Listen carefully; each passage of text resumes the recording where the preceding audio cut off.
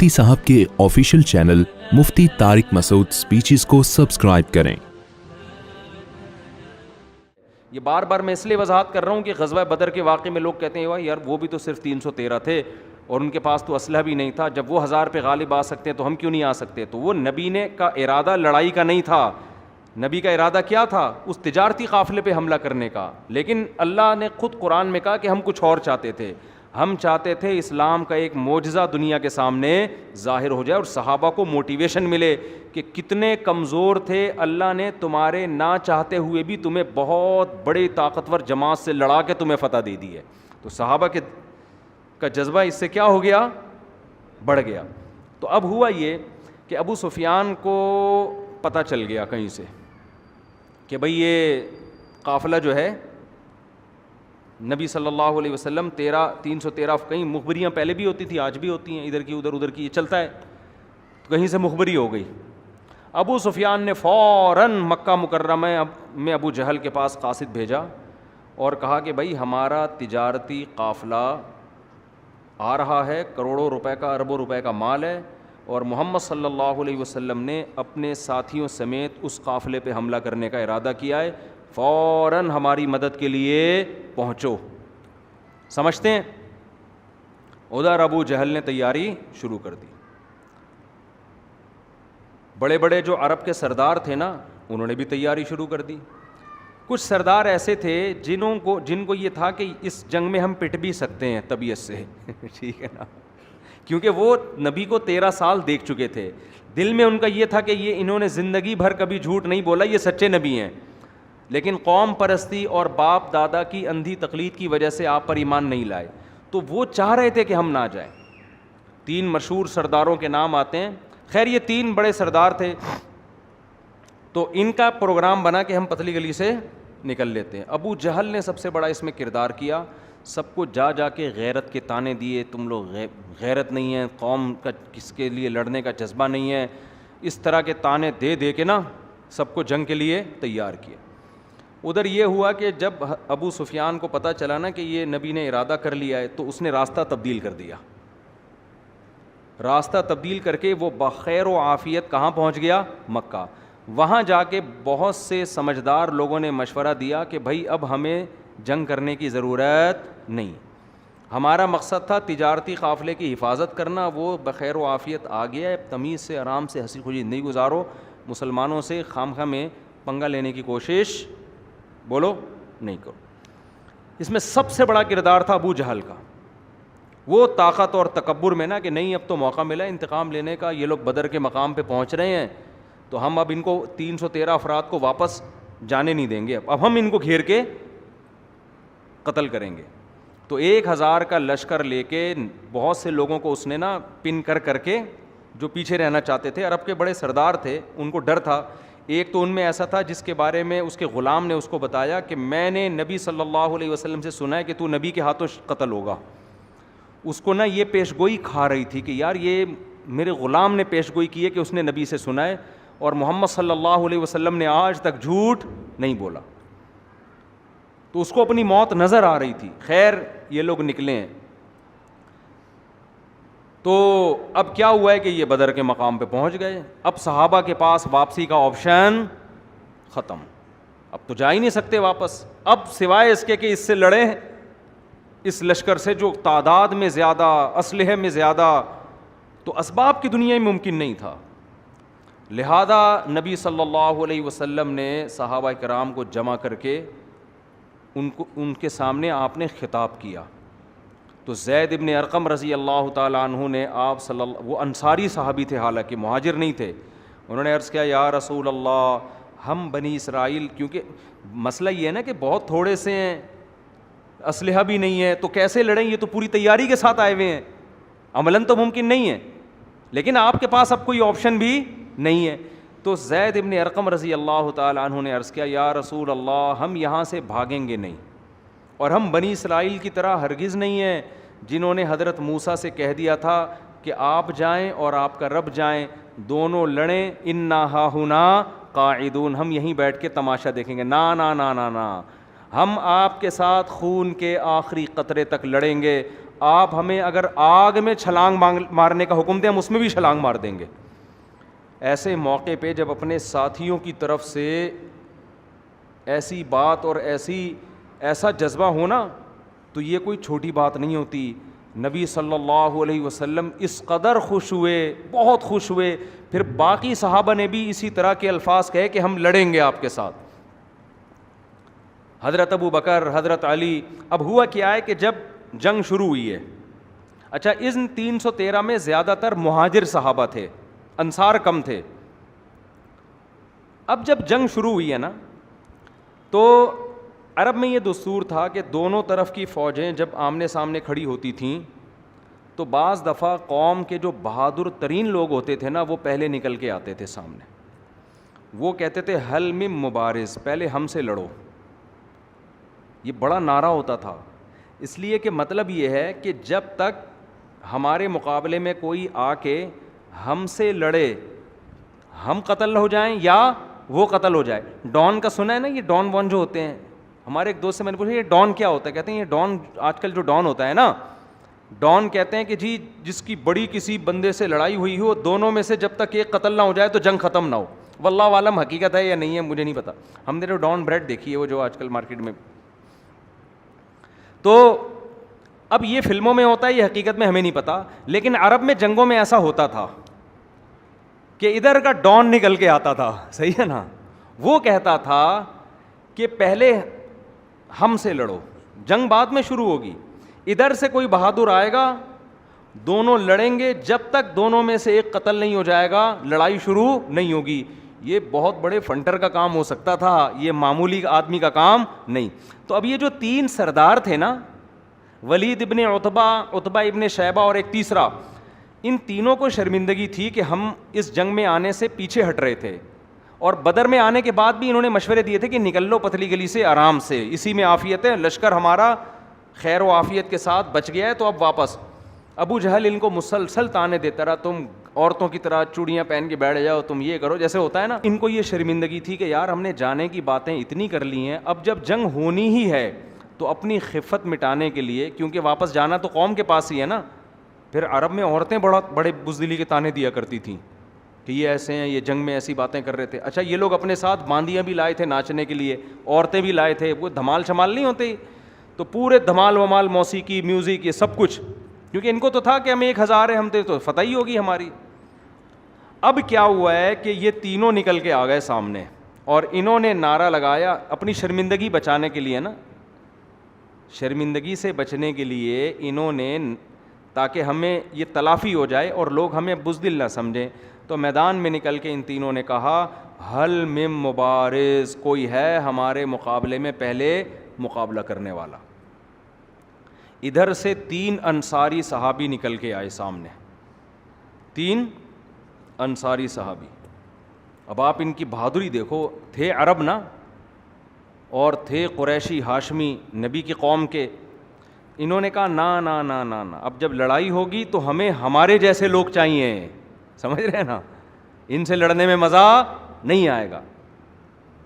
اس سے پتہ چلتا ہے کہ اللہ نے اپنے نبی کو جو لوگ دیے نا, وہ قوم بڑی غیرت والی تھی, بہادر تھی. نبی صلی اللہ علیہ وسلم نے ان کی غیرت کا رخ چینج کر دیا ہے. اگر یہی بنی اسرائیل ہوتے, یہودی ہوتے نا, تینوں کبھی سامنے نکل کے نہ آتے, اور نکل کے آتے تو ان کی تمنا ہوتی کوئی پدے پدے سے ہمارے سامنے آ جائیں جن کو شکست دے کے ہم کیا کر لیں, اپنا نام روشن کر لیں.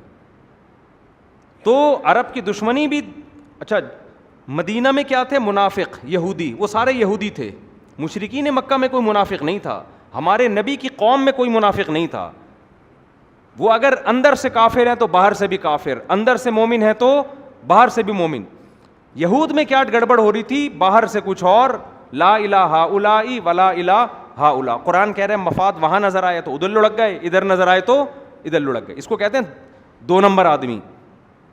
تو یہ تینوں نکل کے آئے, انہوں نے کہا کہ بھئی 3 بندے آ جائیں وہاں سے. تو وہ جب آئے تو انہوں نے کہا نا نا نا نا, یہ ہمارے اکفا نہیں ہے, ہمارے کفو نہیں ہے. تو پھر رسول اللہ صلی اللہ علیہ وسلم نے حضرت ابو عبیدہ, یہ بھی قریشی ہاشمی, حضرت جعفر طیار رضی اللہ تعالی عنہ, یہ بھی قریشی ہاشمی, اور آپ نے حضرت علی رضی اللہ تعالیٰ عنہ، حضرت علی بھی نبی کے چچا زاد اور حضرت جعفر طیار بھی نبی کے چچا زاد اور حضرت ابو عبیدہ بھی نبی کے رشتہ دار، چچا زاد تو نہیں لیکن اسی قوم کے. تو ان تینوں نے دیکھ کر کہا کہ نعم اکفاؤنا، ہاں ہاں یہ ہمارے کیا ہیں، ہمارے جوڑ کے ہیں، ان سے لڑائی میں مزہ آئے گا. تو جب لڑائی شروع ہوئی ہے تو حضرت علی اور حضرت حمزہ نے ان دو کا انا للہ کر دیا، ان دو کو قتل کر دی. انا للہ تو نہیں کہنا چاہیے کافروں کے لیے، ان دو کو جان سے مار دیا. لڑائی ہوئی، وہ یہ دونوں غالب آ گئے. لیکن حضرت ابو عبیدہ بن جراح رضی اللہ تعالیٰ عنہ کا جس سے مقابلہ ہوا تو اس نے حضرت ابو عبیدہ بن جراح کی ٹانگ پہ اتنی زور سے تلوار ماری کہ وہ ٹانگ آپ کی شہید ہو گئی، کٹ گئی اور آپ کو میدان جنگ سے لایا گیا. لیکن پھر ان دونوں صحابی نے حملہ کر کے اس کو بھی قتل کر دیا. تو بعد میں حضرت ابو عبیدہ رضی اللہ عنہ زخم کی تاب نہ لا سکے اور آپ کی شہادت ہو گئی. تو ادھر سے ایک، ادھر سے تینوں. اس کے بعد ایک لڑائی شروع ہوئی ہے. تو لڑائی میں اتنی زبردست پھر قرآن نے تسلیاں دیں. انہی آیتوں میں اللہ نے بیان کیا اذ یریکہم اللہ فی منامک قلیلا، اللہ نے صحابہ کا رعب ان کے دلوں پہ بٹھا دیا اور ان کو جماعت کم کر کے دکھائی کہ یہ تھوڑے لوگ ہیں اور ان کو یہ دکھایا کہ یہ بہت زیادہ لوگ ہیں. پھر اللہ نے آسمان سے فرشتے نازل کیے مدد کے لیے. تو بڑی زبردست جنگ شروع ہوئی. تو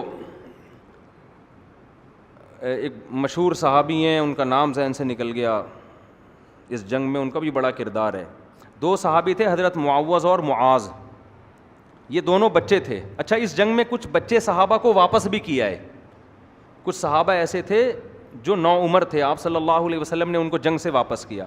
حضرت معوذ اور معاذ چھپتے پھر رہے تھے کہ نبی کی ہم پہ نظر نہ پڑ جائے، کیونکہ ہم پہ اگر نظر پڑی تو ہمیں بھی کیا کر دیا جائے گا، باہر. تو یہ چھپتے پھر رہے تھے. تو ایک مشہور صحابی اس وقت نام ذہن سے نکل گیا، وہ کہتے ہیں کہ میں نے اپنے دائیں بائیں غزوہ بدر میں دیکھا کہ معوذ اور معاذ جیسے بچے کھڑے ہوئے ہیں. تو میرے دل میں خوف پیدا ہوا کہ میرے ساتھ کوئی بہادر اور بڑے میچور لوگ ہوتے. جنگ میں ایسا ہوتا ہے نا، جب آپ لڑ رہے ہیں تو آپ چاہتے ہیں یار میرے ساتھ کون ہو، کوئی سپورٹر اچھا ہو نا.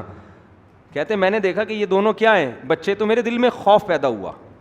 کہہ رہے لیکن ان بچوں کا جذبہ یہ تھا کہ ان دونوں نے مجھ سے پوچھا کہ ابو جہل کدھر ہے. صحیح ہے نا. انہوں نے مجھ سے کیا پوچھا، جیسے ہمارے دور کے بچے ہوتے ہیں مجھ سے انکل ابو جہل کہاں ہے. ہمارے دور میں کوئی ہوتا ہے نا انکل کہتے ہیں نا بڑوں، ابو جہل کہاں ہے. کہتے ہیں میں نے کہا بھائی یہ تو بڑے بہادر بچے ہیں. معوذ، اور آپ نے نظموں میں نام سنا ہوگا نا حضرت معوذ اور معاذ کا. تو انہوں نے کہا ہم ابو جہل کہاں ہیں، ہم نے سنا ہے وہ اسلام کا سب سے بڑا دشمن ہے. تو پھر یہ لوگوں سے پوچھتے پوچھتے ابو جہل کے پاس پہنچے، لڑائی ہوئی اور بالآخر ابو جہل کو انہوں نے گرا دیا. لڑائی ابو جہل زخمی حالت میں، یہ نہیں قتل نہیں کر سکے اس کو یہ، اور ان کا بھی بازو کٹ گیا. غالباً معوذ یا حضرت معاذ رضی اللہ تعالیٰ عنہ کا بازو کٹ گیا. تو وہ نبی صلی اللہ علیہ وسلم کا معجزہ ظاہر ہوا، آپ نے وہ بازو لگایا اور وہ بازو جڑ گیا. یہ جو ابو جہل تھا نا، جب یہ جنگ میں زخمی ہو کے نیچے گرائے تو حضرت عبداللہ ابن مسعود رضی اللہ تعالیٰ عنہ، یہ بہت دبلے پتلے صحابی تھے. ان کی پنڈلیاں اتنی باریک تھیں کہ یہ شلوار ٹخنوں سے اوپر اٹھاتے، اس سے زیادہ نہیں اٹھاتے تھے. وجہ اس کی یہ تھی، کہتے مجھے شرم آتی تھی اپنی پنڈلیاں دکھاتے ہوئے، اتنی باریک پنڈلیاں تھیں. تو یہ تھے بھی غریب مسکین. یہ اصحاب صفہ میں سے تھے جن کے بارے میں آتا ہے نا غربت کی وجہ سے پورے کپڑے نہیں ہوتے تھے پہننے کے لیے. تو یہ بڑے مسکین صحابی تھے. انہوں نے جب دیکھا کہ ابو جہل جو ہے یہ پڑا ہوا ہے، زخمی تڑپ رہا ہے، تو یہ اس کے سینے پہ جا کے بیٹھ گئے اس کی گردن کاٹنے کے لیے. تو وہ ابو جہل ان سے کیا کہتا ہے کہ اے ابن مسعود، آج تو بہت اونچی جگہ پہ بیٹھا ہے، یعنی مرتے ہوئے بھی کم بخت کس قدر تکبر، کہ آج تو ایک سردار کے سینے پہ بیٹھا ہے بہت اونچی جگہ پہ.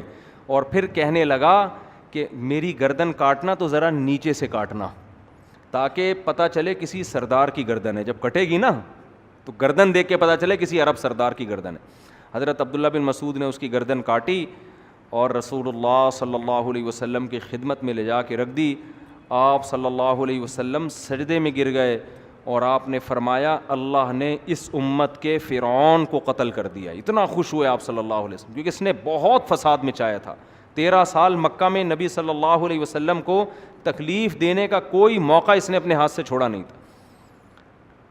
تو بالآخر لڑائی ہوئی ہے اور ان کے 70 بندے قتل ہو گئے اور 70 گرفتار ہو گئے. گرفتار میں بھی بڑے بڑے لوگ.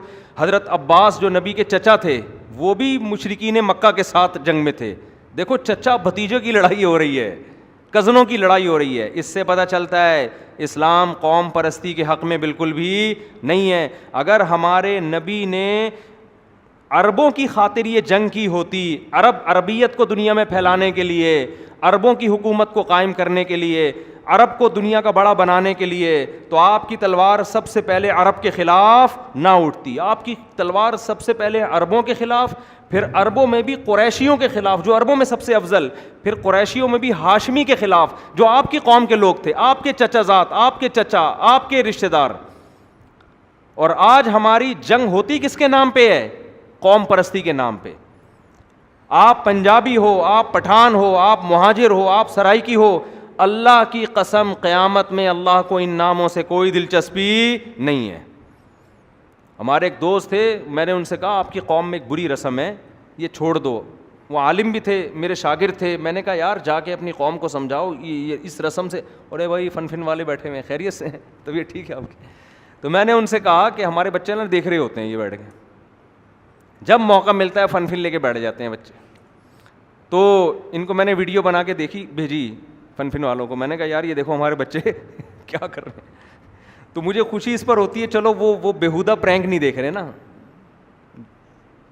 اس زمانے میں نا بچہ اگر آپ کا سگریٹ پی رہا ہے شکر ادا کرو کہ چرس نہیں پی رہا.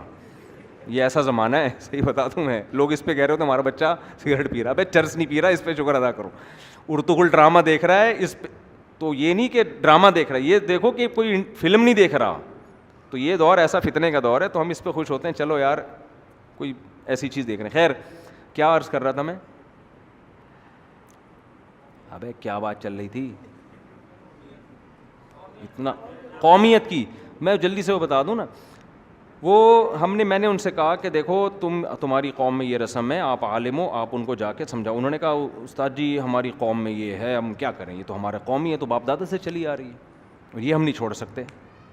میں نے کہا ٹھیک ہے. پھر قیامت کے دن جب اللہ تعالیٰ تم سے پوچھے کہ میں نے قرآن میں حکم تو یہ دیا تھا, تم اس کے خلاف کیوں چلے, تو کہہ دینا اللہ میں چونکہ مہاجر تھا تو اس لیے اس میں ہمارے ہاں ایسا نہیں تھا, یا اللہ میں پٹھان تھا تو پٹھانوں میں ایسا نہیں ہوتا, یا اللہ میں پنجابی تھا تو چونکہ پنجابیوں میں ایسا نہیں ہوتا.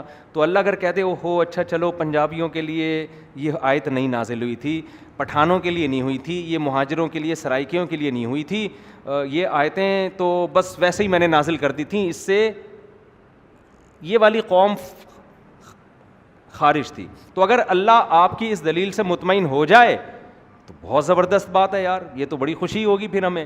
اور اگر اللہ ان نعروں سے متاثر نہیں ہوتا تو میں نے کہا بھائی اپنی قوم کو رکھو ایک طرف. اللہ کیا ہے, دیکھو قوم سے محبت ہونا برا نہیں ہے. انسان کو جب اپنا ہم زبان ہم قوم کہیں ملتا ہے تو ایک خوشی ہوتی ہے, یہ تو نیچرل ہے. لیکن قوم پرستی میں اپنی قوم کی ظلم میں حمایت کرنا اور دوسری قوم کی حق میں بھی مخالفت کرنا, یہ اللہ کو عمل پسند نہیں ہے. باقی قوم سے محبت ہونا ہی تو نیچرل ہے. خیر, تو نبی کی تلوار سب سے پہلے کس کے خلاف چلی بدر میں؟ اپنی قوم کے خلاف. تو 70 بندے پکڑے گئے اور 70 کیا ہو گئے؟ قتل ہو گئے. یہ ایسا کام ہو گیا جس کی توقع بالکل بھی نہیں تھی کہ یہ کیا ہو گیا. نبی صلی اللہ علیہ وسلم تو وہ جب 313 کو میدان میں لائے ہیں نا, تو اس دوران مسلسل دعاؤں میں مشغول رہے آپ صلی اللہ علیہ وسلم, کیونکہ اس جنگ میں شکست کا بھی اسباب کی دنیا میں امکان بہت تھا نا, اسباب کی دنیا میں. تو صحابہ کرام نے اس بات کا بڑا خیال کیا کہ رسول اللہ صلی اللہ علیہ وسلم کی جان کی ہم حفاظت کریں, ایسا نہ ہو کہ آپ کو کوئی شہید کر دے. تو صحابہ نے باقاعدہ پہرے دیے, نبی کے لیے خیمہ بنایا کہ آپ کے قریب کوئی نہ آئے یہاں. تو آپ صلی اللہ علیہ وسلم نے بخاری کی حدیث کے مطابق آپ نے دعا کیا مانگی اس دوران, اے اللہ یہ تھوڑے سے لوگ ہیں, اگر یہ قتل ہو گئے شہید ہو گئے لم تعبد, پھر قیامت تک زمین پر تیری عبادت نہیں ہوگی, کیونکہ میں آخری نبی ہوں اور یہ آخری جماعت ہے اور یہ پوری کریم ہے جو میں لے کر آ گیا ہوں. حالانکہ اللہ نے مدد اور نصرت کے وعدے کیے تھے، لیکن پھر بھی رسول اللہ صلی اللہ علیہ وسلم نے اللہ کے سامنے عاجزی اور انکساری کی۔ علماء کہتے ہیں اللہ نے جتنے بھی وعدے کیے ہوں، ہمیں اللہ کے سامنے فقیر ہی بننے کا حکم ہے۔ تو نبی نے روتے رہے سردے میں، اے اللہ اگر یہ جماعت شہید ہو گئی تو پھر قیامت تک تیری زمین پر عبادت نہیں ہوگی۔ تو 70 مارے گئے، جب وہ 70 مارے گئے ان کی لاشوں کو کنویں میں ڈالا گیا، تو پھر آپ صلی اللہ علیہ وسلم نے ان لاشوں سے خطاب کیا، سب کا نام لیا، ایک ایک سردار کا، اور کہا کہ بتاؤ جس چیز کا اللہ نے تم سے وعدہ کیا تھا کیا تم نے وہ اپنی آنکھوں سے دیکھ لیا؟ کیا اس کو برحق پایا؟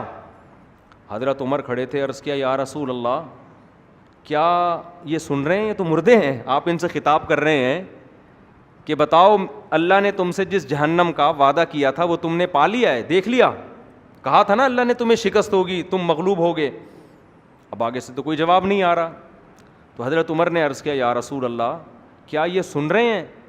تو نبی نے فرمایا یہ تم سے زیادہ سن رہے ہیں، آج کے دن یہ تم سے زیادہ سن رہے ہیں۔ اب اس حدیث کی بیس پر بعض علماء کی رائے یہ ہے کہ مردے کیا کرتے ہیں؟ بولو، سنتے ہیں۔ جب آپ ان سے خطاب کرتے ہیں نا تو وہ سن رہے ہوتے ہیں۔ حضرت عائشہ رضی اللہ تعالی عنہا کو جب پتہ چلا کہ حضرت عمر اس حدیث کا مطلب یہ لیتے ہیں کہ مردے کیا کرتے ہیں؟ سنتے، تو حضرت عائشہ نے فرمایا اللہ عمر پہ رحم کرے، وہ نبی کی بات کا مطلب نہیں سمجھے۔ حضرت عائشہ نے اس حدیث کا مفہوم یہ بیان کیا کہ سننے کا مطلب میری بات سنے نہ سنے، یعنی جو سننے کا مقصد تھا وہ آج ان کو زیادہ حاصل ہو رہا ہے، یعنی ہماری تو نہیں سن رہے لیکن جو ہم کہنا چاہتے ہیں نا یہ اپنی آنکھوں سے دیکھ رہے ہیں۔ اب یہ اسی وجہ سے علماء کا اختلاف ہے کہ مردے سنتے ہیں کہ نہیں سنتے۔ بعض کہتے ہیں یہ حدیث کا یہ حدیث اپنے ظاہر پر نہیں ہے، ان کی بھی دلیل ہے، وہ کہتے ہیں قرآن میں آتا انک لا تسمع الموتى، اے نبی آپ مردوں کو نہیں سنا سکتے، ولا تسمع الصم الدعاء، اور جو بہرے ہیں ان کو سنا نہیں سکتے، اندھوں کو راستہ دکھا نہیں سکتے۔ تو خیر اب یہ اختلافی مسئلہ ہے، پنجاب میں دبا کے اس پہ غزوہ بدر اور غزوہ احد قائم ہوتا رہتا ہے ہر تھوڑے دنوں میں نا۔ میری رائے کہ نہیں سنتے، کسی بعض لوگوں کی رائے کو سنتے ہیں، تو ہمیں کیا کرنا ہے؟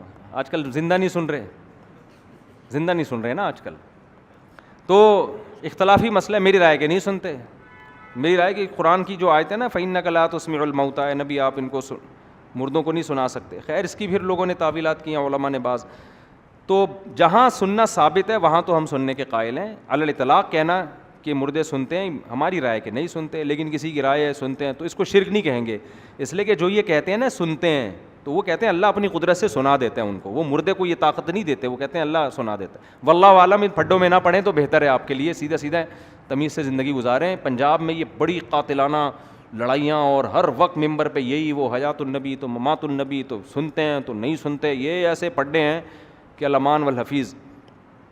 اچھا خیر 70 آدمی ہو گئے گرفتار، اب ان 70 کو کرنا کیا ہے یہ مشورہ ہوا، ٹھیک ہے نا۔ حضرت عمر رضی اللہ تعالیٰ عنہ نے حسب معمول مشورہ یہ دیا، ان میں غیرت دینی حمیت بہت تھی۔ انہوں نے عرض کیا یا رسول اللہ جو جس کا رشتہ دار ہے اس کے حوالے کیا جائے اور وہ اس کی گردن اپنے ہاتھوں سے اڑائے، تاکہ یہ قوم پرستی کا کیا ہو، بالکل خاتمہ۔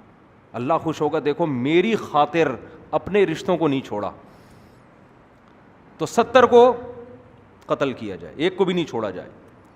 نبی صلی اللہ علیہ وسلم کی رائے ایسے موقعوں پہ ہمیشہ نرم رہی ہے، حضرت ابو بکر کی رائے بھی ہمیشہ ایسے موقعوں پہ نرم رہی ہے۔ حضرت ابو بکر ذرا نرم دل تھے، اور ہمارے نبی کی طبیعت پہ تو تھا ہی جمال غالب، تو آپ کا مشورہ یہ تھا کہ یہ ہمارے اپنے لوگ ہیں، آج یہ ہمارے دشمن ہیں، کل یہ ہمارے دوست بھی بن سکتے ہیں،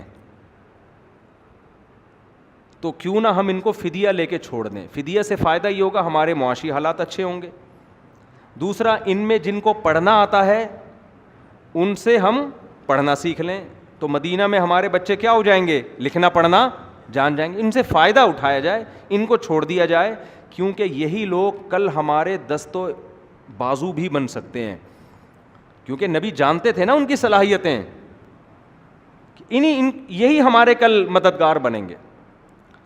تو مشورے پر عمل ہوا، اور آپ صلی اللہ علیہ وسلم نے ان سب کو فدیہ لے کے چھوڑ دیا.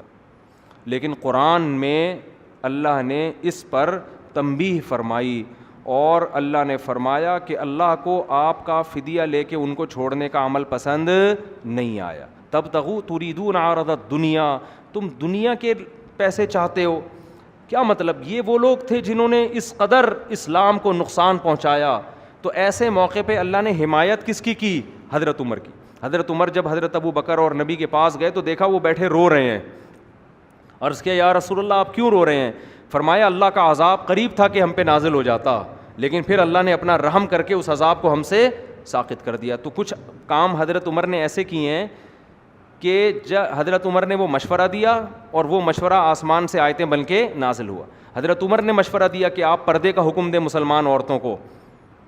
تھوڑے دنوں میں آیتیں نازل ہو گئیں کہ اے نبی آپ اپنی زوجات اور اپنی بیٹیاں اور مسلمان عورتوں کو حکم دیں کہ گھر سے پردے کے بغیر نہ نکلا کریں. بہت ساری آیتیں ایسی ہیں جو حضرت عمر کی موافقت میں نازل ہوئی ہیں. جب امی عائشہ پہ تہمت لگی نا تو بعض سیدھے سادے صحابہ منافقین کی باتوں میں آ گئے کہ اچھا بھائی اس کی تحقیق ہونی چاہیے, اچھا بھائی گواہ لے کر آؤ. حضرت عمر کو جب پتہ چلا نا کہ امی عائشہ پہ تہمت لگی ہے, حضرت عمر نے فرمایا سبحانک ھذا بہتان عظیم.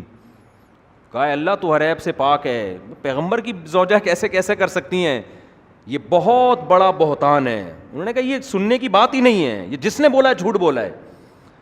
قرآن نے جب آیتیں نازل کی نا حضرت عائشہ کی براءت میں اور حضرت عائشہ کی پاک دامنی میں, تو بالکل قرآن کے الفاظ یہی تھے. صحابہ کو اللہ نے تنبیہ کی لولا سمعتموہ قلتم ما یکون لنا ان نتکلم بہذا, تم نے یہ کیوں نہیں کہا کہ ہم اس پہ بات بھی نہیں کریں گے. سبحانک ھذا بہتان عظیم, یہ تو بہت بڑا بہتان ہے. تو یہ آیت بھی کس کی موافقت میں تھی؟ حضرت عمر. تبھی تو حضرت عمر کی جو غیرت شجاعت ایسی تھی کہ نبی نے فرمایا کہ عمر جہاں سے گزرتے ہیں شیطان وہاں سے راستہ بدل لیتا. الٹا شیطان ڈر رہا ہے شیطان ڈر رہا ہے ان سے. تو غیرت اور حمیت بہت زیادہ تھی. خیر, لیکن بہرحال اس کا فائدہ ہوا مستقبل میں. حضرت عباس بھی ایمان لے کر آئے اور ان میں سے بہت سارے لوگ ایمان لے کر آئے جو مسلمانوں کے لیے پھر ان کی طاقت اور قوت کا ذریعہ بنے. تو لیکن ہوا کیا کہ یہ جو 70 چھوڑ دیے گئے, یہ گئے ہیں, ان میں بہت سے دوبارہ تیاری کر کے اور نئے لوگوں کو لا کر غزوہ احد میں انہوں نے حملہ کیا اور مسلمانوں کے 70 افراد شہید کر دیے. تو گویا اللہ تعالیٰ نے بتا دیا کہ یہ جو تم نے 70 چھوڑے تھے ان کے بدلے میں ہم نے تم سے 70 لے لیے. تو یہ غزوہ بدر تھی.